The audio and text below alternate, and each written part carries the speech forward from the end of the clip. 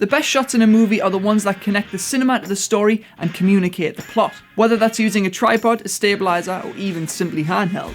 This is what motivated camera moves are all about, and today we're going to talk about a move we call coming to a halt. Welcome to the Film Nook.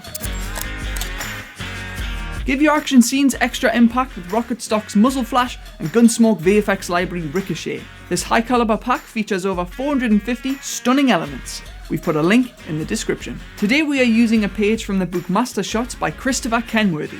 In particular, his chapter on Revelations and Discoveries, page 112, titled Moving On. If you want to step up your game and connect your shots directly to your story, this is the book for you. Now, we haven't been paid to speak about this book, we just think it's a great resource that every filmmaker should have access to. We've put a link if you want to buy this in the description below. Let's set the scene.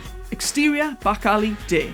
Jimmy Ninefingers is being pursued by the police for stealing priceless necklaces from the jewelers. He's finally made a break from the fuzz and runs into a back alley only to be stopped by Detective Rusty Johnson. There are a few things that aid the effectiveness of this shot, and it all links to the character and story motivation. Firstly, you have the character. They are trying to escape a situation. This is why they are running. Then they collide with an obstacle. This is why they stop.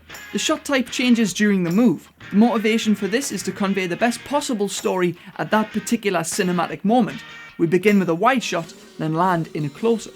The actor's performance at the beginning of this shot is almost entirely physical.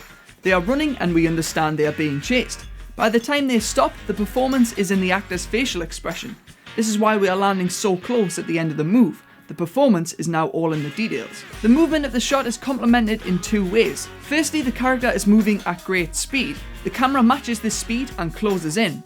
The actor and camera land on their marks at the same time, which gives us a sense of fast movement coming to a rapid halt. It's almost like the camera is the one stopping the character, which serves as motivation for the camera move itself. If we remove the camera movement and instead use a static camera, the effect of rapid movement coming to a halt is lost, but we do retain the effect of the camera becoming an obstacle. This type of shot would be very effective if the character knows they have failed to reach their target in time, such as in Raiders of the Lost Ark when Indy knows he will never find Marion in the crowd. If we have a static camera coupled with a moving camera which stops, the rapid change in speed is lost and feels more like the camera move emphasizes the character's slow but strong reaction to something. This type of shot is also known as the Spielberg face.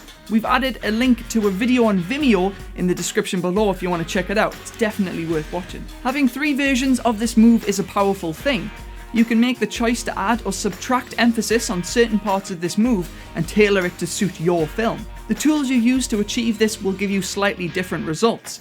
If you use a stabilizer, for instance, in our case this is a handheld gimbal, you will get something which looks more clean-cut and Hollywood-esque. If you go handheld, the story beats will be the same, but the move will contribute a more brutal approach, which would lend well to a war scene or documentary style of film. You can use this technique for a bunch of different scenarios. A boy needs to get home before his mother gets back from the supermarket, only to discover when he reaches the house that the car is already on the drive. Or the protagonist and his love interest are escaping a glass-walled facility but get stopped by a robot killing machine from the future. Kenworthy goes into more details such as shot height and more blocking details.